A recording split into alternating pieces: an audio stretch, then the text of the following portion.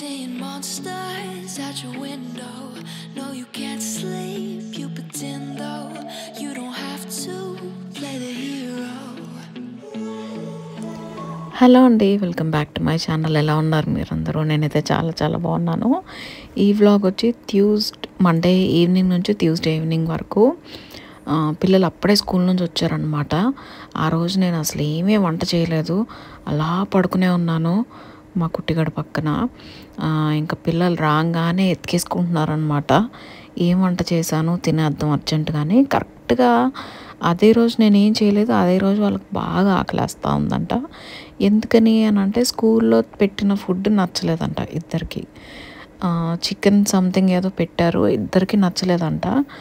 సరే ఇంకా ఫాస్ట్గా ఏమవుతుంది, మ్యాగీ తప్పితే. అందుకని ఇంకా నేనైతే లేచి మ్యాగీ అయితే వేసాను. ఎంత చీకటిగా ఉందో చూడండి అక్కడ. అప్పుడు టైం జస్ట్ 3:30 అయింది. 3:30 కల్లా చీకటి పడిపోతుంది. అసలు వెలుతురు లేకపోయేసరికి హార్మోనల్ షిఫ్ట్స్ వలన చాలా ఇరిటేషన్గా ఉంది. మధ్యాహ్నం అయితే చల్లగా అయిపోతుంది ఇల్లంతా. హీటర్ ఆన్ ఉన్నా కూడా నా వల్ల కావట్లా. నా బెడ్రూమ్ అయితే ఇంకా దారుణమైన చల్లగా ఉంటుంది. ఇంకా పాప స్కూల్లో అంటే వాళ్ళ క్లాస్లో ఇట్లాగా ప్లాంట్స్ గురించి నేర్చుకుంటున్నారనమాట సైన్స్లోనే. సో ఏదో సీడ్స్ అయితే దాని చేత ప్లాంట్ చేయించారంట ఇలా మట్టిలో. దాన్ని అయితే ఇచ్చి పంపించారు స్కూల్ వాళ్ళు. సరే అది చూద్దాం, అసలు ఏం మొక్క వేసిందో కూడా తెలియదు దానికి. అది కొంచెం ఎదిగితే తెలుస్తుంది అది ఏం మొక్క అని. ఇంకా నేను ఏంటంటే లైట్స్ అన్నీ ఆన్ చేసుకుంటున్నాను. మధ్యాహ్నమే అయినా కూడా చీకటిగా ఉంటుంది మరీని. కాస్త లైట్స్ అయితే ఆన్ చేసి పెట్టుకుందామని. ఇంకా కుట్టోడు పడుకున్నాడు. వాడు లేచిన తర్వాత చూడాలి వాడిని మూడ్ని బట్టి ఎలా ఉంటుంది, ఏం వర్క్ చేసుకోగలను అని చెప్పి. ఈయనైతే ఆఫీస్కి వెళ్ళారు ఆ రోజు. వచ్చేటప్పటికి కొంచెం లేట్ అయింది. కానీ రాగానే ఏంటంటే నాకు ఇష్టమైన పని ఇట్లా కూర్చుని అందరం మాట్లాడుకోవడం. ఎందుకంటే డే మొత్తం నేను కుట్టోడు ఉంటాము. ఇంకా అంటే ఈయన ఆఫీస్ వర్క్ ఇంట్లోంచి చేసుకున్నా, ఆఫీస్కి వెళ్ళినా కూడా నేను వెళ్ళి డిస్టర్బ్ చేయను అనమాట. నేను వీడియో ఉంటాం కదా, ఈవినింగ్ అయ్యేటప్పటికి ఇలా కూర్చుని మాట్లాడుకోవాలని అనిపిస్తుంది. ఎందుకంటే నేను ఒక్కదాన్నే కాదు కదా ఇంట్లో ఉండేది, అందరూ ఉంటాం కాబట్టి కొంచెం అందరూ కలిసి మాట్లాడుకోవాలి. కాసేపు నవ్వుకుంటాం, ఆ మాట ఈ మాట మాట్లాడుకుంటూ నాకు నచ్చుద్ది అనమాట ఆ పార్ట్ అంతా. అందుకని అయితే ఖచ్చితంగా ఆ టైంలో కొత్తగా నేను చెప్పింది ఏంటి అంటే ఫోన్స్ అయితే అలౌడ్ లేదు అని. ఎందుకంటే ఈ ఫోన్లు వచ్చిన దగ్గర నుంచి దాంట్లో మునిగి తేలుతున్నారే కానీ మనుషులతో మాట్లాడడం తక్కువైపోయింది.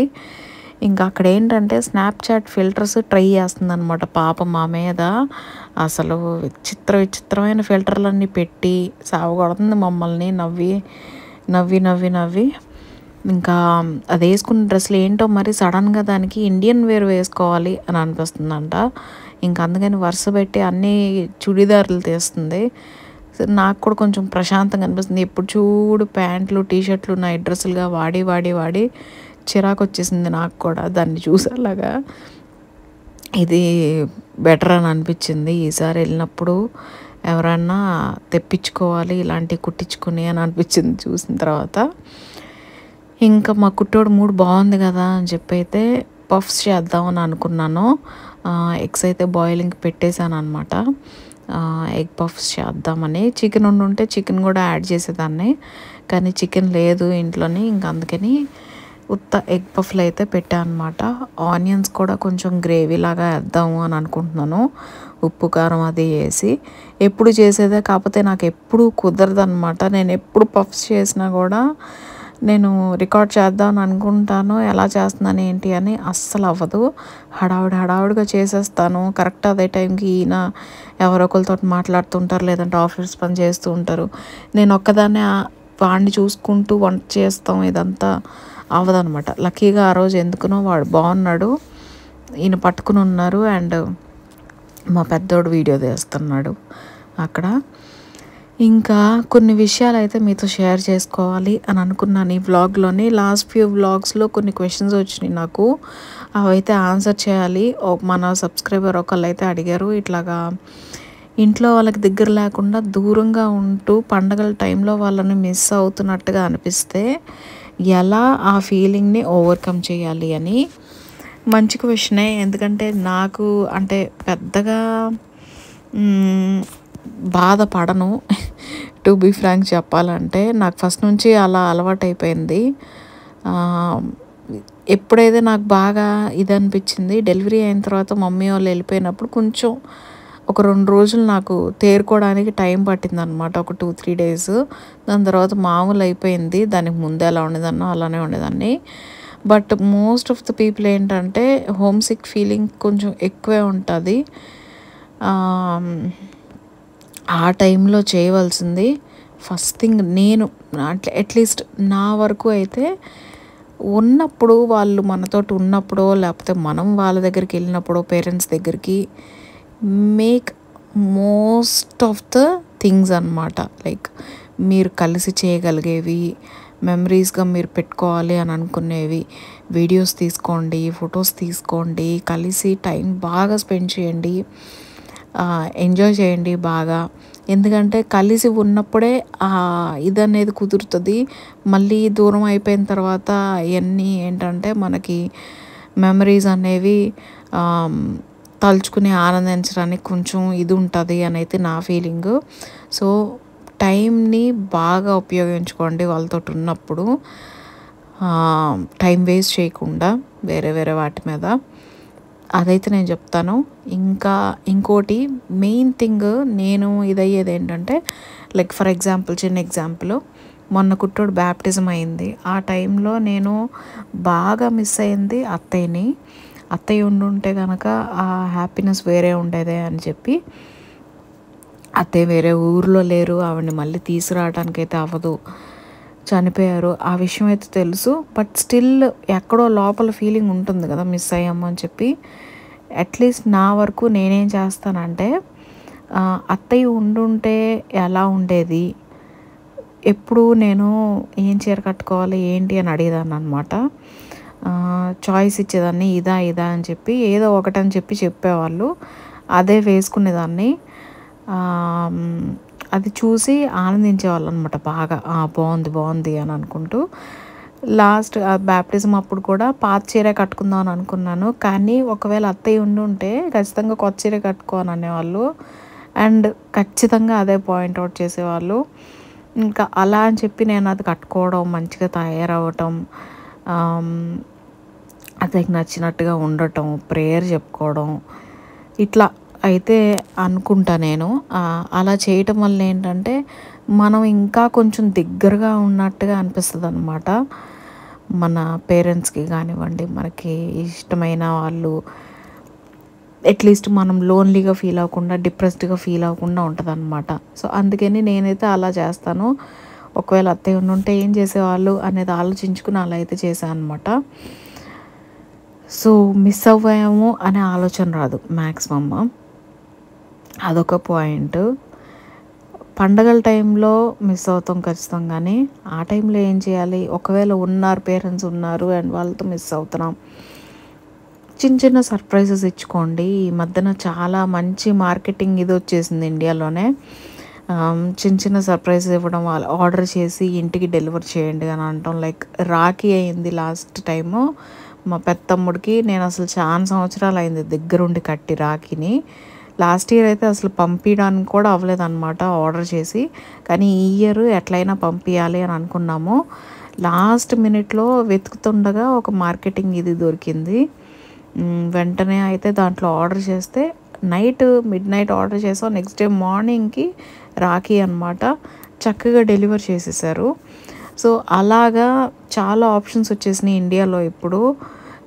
చిన్న చిన్న సర్ప్రైజ్ ఇచ్చుకోవడం, పండగలకి ఇష్టమైన గిఫ్ట్ చేయడం, ఇలాంటివి చెయ్యొచ్చు ఈజీగాని. అండ్ ఒక్కోసారి అట్లీస్ట్ శాంతం అయితే దూరంగా ఉంటారు కదా, ఇండియాలో ఉంటున్నాము అంటే కనుక అప్పుడప్పుడన్నా మనం వెళ్ళటం, అప్పుడప్పుడన్నా వాళ్ళని మన దగ్గర తెచ్చుకోవడం, అలా చేస్తుంటే నాకు తెలిసి అంత లోన్లీ ఫీలింగ్ అవ్వదేమో, ఓవర్కమ్ చేయగలము అని అయితే అనుకుంటున్నాను. నేనంటే ఇంత దూరం ఉన్నాను కాబట్టి నాకు చాలా వరకు అలవాటు అయిపోయింది. నాకు మెయిన్ దిగులు ఎక్కడ వచ్చేస్తుందంటే, నా పిల్లలు ఈయన ఒకవేళ ఆఫీస్కి వెళ్ళినా స్కూళ్ళకి వెళ్ళినా అప్పుడు నాకు నీరసం వచ్చేస్తుంది అనమాట. అబ్బా అని చెప్పి ఎందుకు అవసరమా ఇవన్నీ అన్నట్టు. బట్ పేరెంట్స్ విషయంకి వస్తే నాకు అంత ఇది అనిపించదు, టు బీ ఫ్రాంక్ చెప్పాలంటే. కొన్ని రోజులు బాధపడుతుంది, దాని తర్వాత మళ్ళీ మామూలైపోద్ది. సో అదైతే అది మ్యాక్సిమం అయితే నేను హెల్ప్ అవుద్ది అని అనుకుంటున్నాను నేను చెప్పిన విషయాలు. ఇంకా ఇక్కడ వ్లాగ్కి వచ్చేస్తే ఎవ్రీ ఆల్టర్నేట్ డే అన్న వ్యాక్యూమ్ పెట్టాలని డిసైడ్ అయ్యాను. నేను ముందు రోజు రాత్రి, ఆ రోజు పిల్లలకి హాలిడే చెప్పడం మర్చిపోయాను, ట్యూస్డే హాలిడే అనమాట. ఎందుకని అంటే స్కూల్కి యూజువల్గా అప్పుడప్పుడు ఏంటంటే ఇన్ సర్వీస్ డే అని జరుగుద్ది. ఆ రోజు టీచర్స్ మీటింగ్ జరగటమో లేదంటే సంథింగ్ అదర్ ఏదో జరుగుద్ది. అందుకని చెప్పి ఇంకా స్కూల్ క్లోజ్డ్ ఉంటుంది అనమాట. ఆ రోజైతే స్కూల్ లేదు పిల్లలకి, ఇంక ఇంట్లోనే ఉన్నారు. మండే నైటే నేను చెప్తున్నాను వ్యాక్యూమ్ పెట్టుకోవాలి, కొంచెం నాకు హెల్ప్ కావాలి తమ్ముడిని చూసుకోవడంలో అండ్ చిన్న చిన్న పనులు, క్లీనింగ్, కౌంటర్ టాప్స్ క్లీనింగ్ అవన్నీ అయితే నాకు హెల్ప్ కావాలని చెప్తుంటే మా పెద్దోడు అన్నాడు, అదేంటమ్మా సండేనే కదా వ్యాక్యూమ్ పెట్టావు, మళ్ళీ ఎందుకు అంత తొందరగా, ట్యూస్డేనే ఎందుకు, వన్ డేనే కదా అయిందని నేను అన్నాను. లేదు ఇంక నుంచి ఎవ్రీ ఆల్టర్నేట్ డే అయితే పెట్టుకోవాలని డిసైడ్ అయ్యాను. ఎందుకంటే నా జుట్టు భయంకరంగా రాలుతుందనమాట. జుట్టు రాలడం స్టార్ట్ అయింది అంటే ఇంకా ఎక్కడ చూడు నా జుట్టే ఉంటుంది. నాకే చిరాకు వచ్చేస్తుంది నా జుట్టును చూసి. అదే ఇండియాలో ఉండుంటే చక్కగా జుట్టు అంతా కవర్లో చుట్టుకుని ఏ స్టీల్ సామాన్లు వాడుకో వేసేవాళ్ళం. ఇక్కడ ఆ జుట్టు ఒక సవరం చేసుకోవచ్చు, నిజంగా అంత ఊడుతుందనమాట. ఇలా పట్టుకుంటే చాలా వచ్చేస్తుంది. ఇంకా అదే చెప్పాను అనమాట, లేదు ఎప్పటికప్పుడు క్లీన్ చేసుకోవాలి, హెయిర్ ఫాల్ చాలా టూ మచ్గా ఉంది, నీట్గా అనిపించదు అని చెప్పి అయితే అన్నాను. ఇంకా అందుకని చెప్పి వాడు చదువుకుంటానే వాడిని చూసుకోవడం, ఈయన ఆఫీస్ వర్క్ ఈయన ఏం చేసుకుంటున్నారు, అండ్ పాప అటు ఇటుగా తిరుగుతూ హెల్ప్ చేస్తూ అలా అయితే గడిచింది. లక్కీగా అయితే వాడు ఎక్కువ క్రాంకీ అవ్వకముందే నేను వ్యాక్యూమ్ వేసుకుని కాస్త మంచిగా అయితే ఇల్లంతా సర్దేసుకున్నాను అనమాట. కబోర్డ్స్ కూడా క్లీన్ చేయించాను బాబు చేత. నేను అదంతా రికార్డ్ చేయడానికి అవ్వలేదు, ఎందుకంటే అప్పటికి కుట్టోడు టాయిలెట్కి వెళ్ళి ఏడు అనమాట. ఇంకా సరే ఇంకా వాడి దగ్గరికి వెళ్ళిపోయాను ఫాస్ట్గా వ్యాక్యూమ్ పెట్టి. దాని తర్వాత మా పెద్దోడు ఏంటంటే టేబుల్ అవన్నీ క్లీన్ చేసి పెట్టాడు. నేను క్లీనింగ్ స్టార్ట్ చేయకముందే పప్పుచారుకు ఆన్ చేసేసాను అనమాట. సో ఆ రోజు ములక్కాయలు పప్పుచారు. చూసారా ఇలా రబ్బర్ బ్యాండ్ ఇలా తీసానో లేదో ఇంత జుట్టు. ఈ జుట్టు రావడం ఎప్పుడు ఆగిద్దో, మొదలైంది అంటే ఇంకా ఊడతానే ఉంటుంది, ఒక పాయే మిగిలిద్దేమో నాకు అని అనిపిస్తుంది అనమాట ఆ జుట్టు రావడం చూస్తే. ఏదన్నా మీకు హోమ్ రెమెడీస్ ఏమన్నా తెలిస్తే కనుక నాకు కింద కామెంట్ సెక్షన్లో చెప్పండి, నేను ఏమన్నా ఫాలో అవ్వడానికి అయితే ట్రై చేస్తాను. ఆ జుట్టుకి నూనె పెట్టి ఎంతకాలం అయిపోయిందో. అసలు డెలివరీ అయిన తర్వాత నూనె పెట్టలేదు నేను.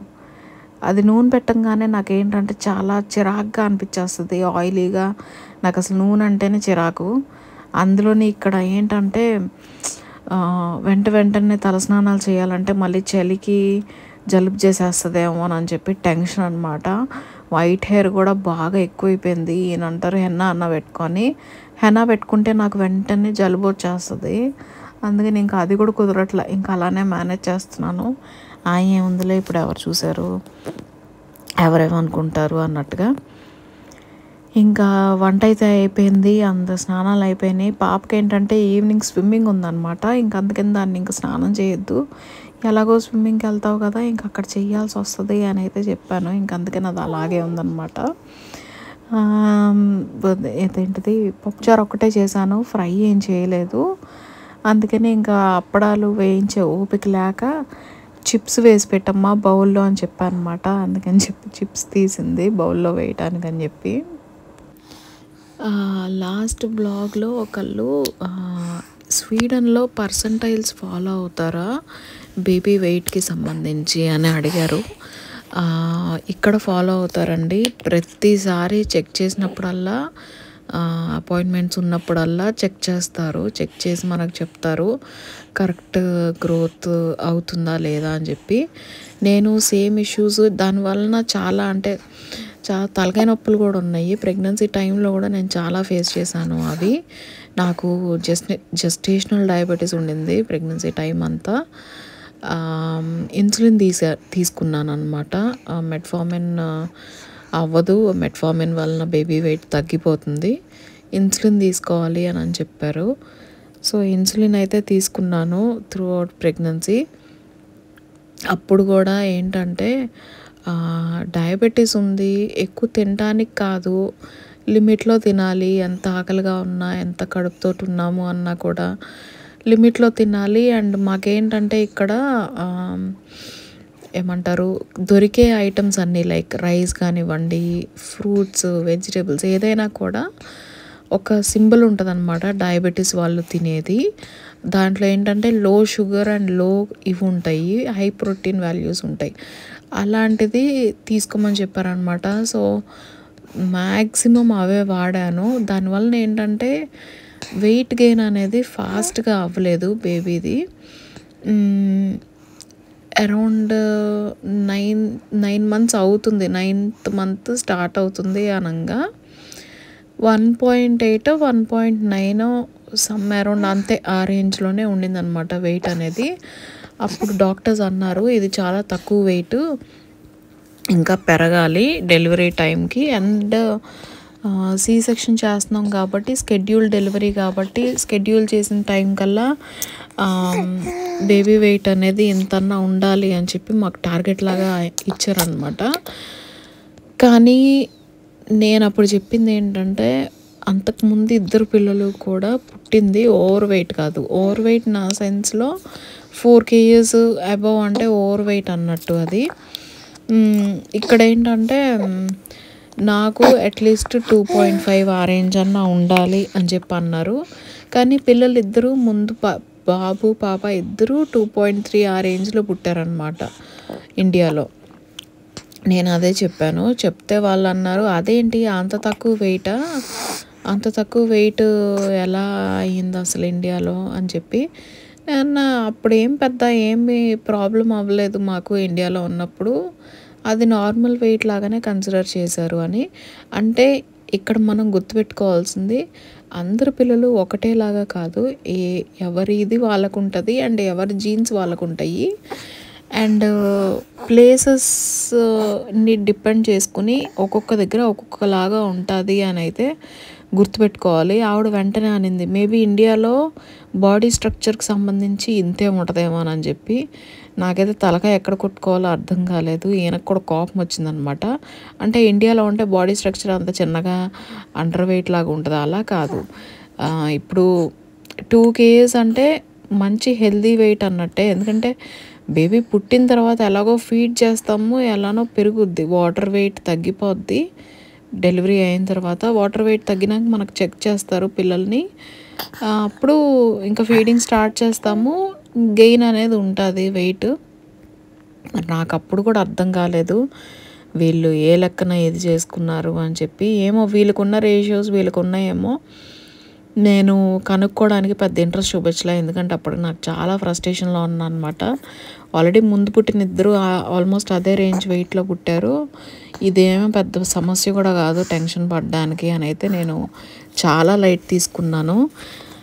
ఇప్పటికైతే ప్రస్తుతానికి మంచిగా నడుస్తుంది. బ్రెస్ట్ ఫీడింగ్ అయితే అంటే ఓన్లీ బ్రెస్ట్ ఫీడింగ్ అయితే చేస్తున్నాను, ఇంకా వేరే ఎక్స్టర్నల్ ఫీడింగ్ అవసరం లేదు అని అయితే అన్నారనమాట.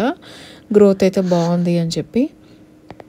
డెలివరీ అయిన తర్వాత బాడీలో వాటర్ వెయిట్ అంటే వాటర్ దిగిపోతుంది పిల్లలకి. సో అప్పుడు ఏంటంటే కొంచెం వరకు వెయిట్ తగ్గుద్ది. ఫీడింగ్ స్టార్ట్ అయిన తర్వాత మళ్ళీ నార్మల్ అవుతారు పిల్లలు.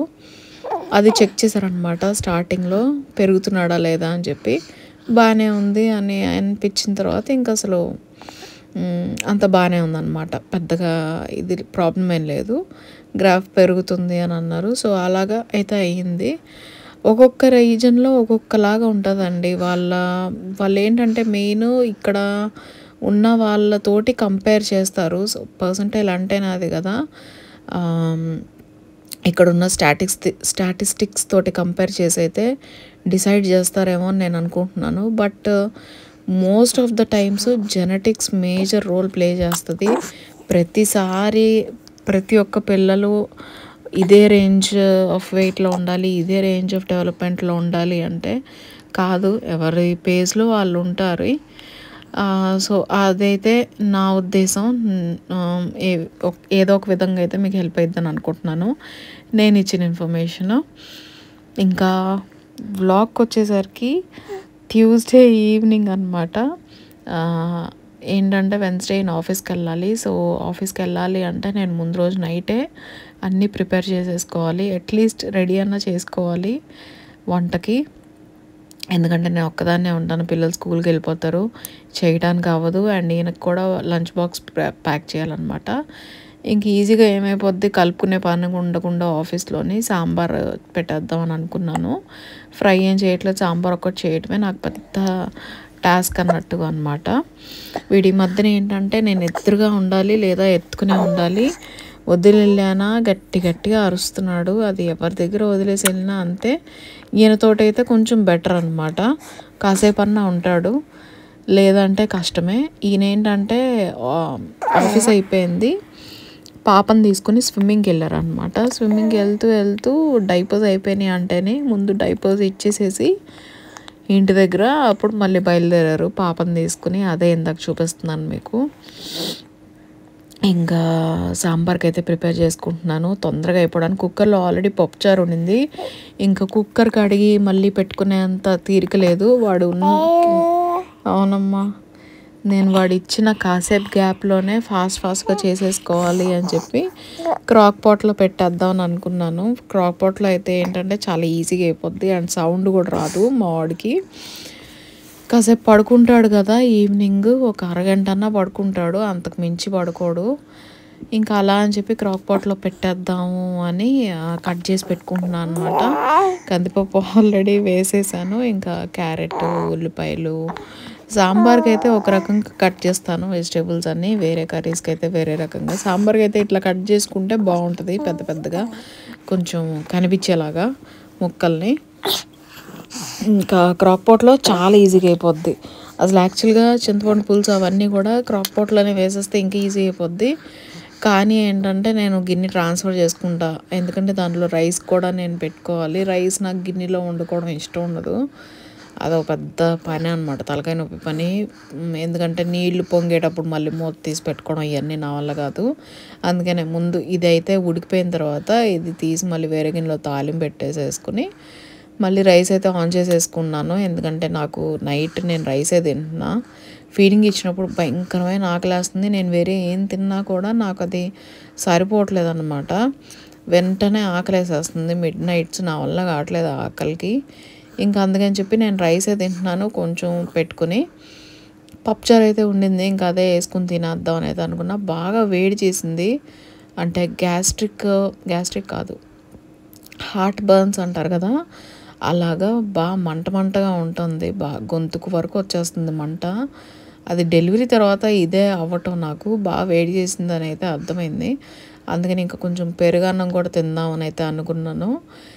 ఇంకా ఇది అయిపోయిన తర్వాత ఇది తీసేసేసి మళ్ళీ రైస్ ఆన్ చేసి కొంచెం పప్పుచారు అన్నం కొంచెం పెరుగన్నం తినాలి. ఇంకా డిష్ వాషర్ ఈవినింగ్స్ మోస్ట్లీ, లేదా మార్నింగ్ నాకు టైం కుదిరినప్పుడు. మార్నింగ్ అయితే అవ్వదు, మ్యాక్సిమం ఈవినింగ్ టైమ్సే అనమాట. మా పెద్దోడు డిష్ వాషర్ ఖాళీ చేసేసాడు అంటే ఆల్రెడీ కడిగినవి, అప్పుడు నేను ఇంకా ఫాస్ట్గా సర్దేసుకుంటాను. ఈవినింగే సర్దేసేసి ఆన్ చేసేస్తున్నా, కానీ అది ఆ రోజు ఆన్ చేయాల నిండలేదు, అందుకని ఇంకా ఆన్ చేయలేదు అనమాట. మొత్తం అంతా స్క్రేప్ చేసుకుని ఎంగిల్ షింక్లో పడకుండా పెద్ద తలకాయ నొప్పి. డిష్ వాషర్ ఉంటే ఈజీయా, అంట్లు కడుక్కుంటూ కూర్చుంటే ఈజీయా, ఏదైనా కూడా పనే. కాకపోతే కొంచెం డిష్ వాషర్ ఉంటే అదొక టైం సేవింగ్.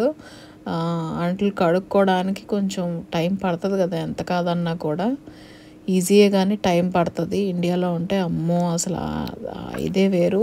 అసలు ఇండియాలో ఉన్నంతకాలం మేడ్ ఎప్పుడు వస్తారా అని వెయిటింగ్లోనే, ఆ ఎదురు చూపుల్లోనే అయిపోతుంది సగం టైము.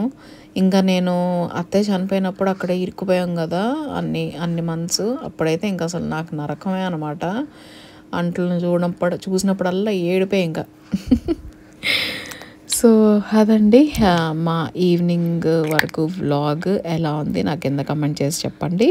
అండ్ కొత్తగా ఎవరైనా ఛానల్ని చూస్తున్నారంటే కనుక ఛానల్ సబ్స్క్రైబ్ చేసుకోవడం మర్చిపోవద్దు, అండ్ వీడియోని లైక్ చేయడం కూడా మర్చిపోవద్దు. ప్లీజ్ వీడియోని లైక్ చేయండి, సో నాకు ఇంకా కొంచెం మోటివేషన్ వస్తుంది ఇలా మంచి వ్లాగ్స్ పెట్టాలి అని.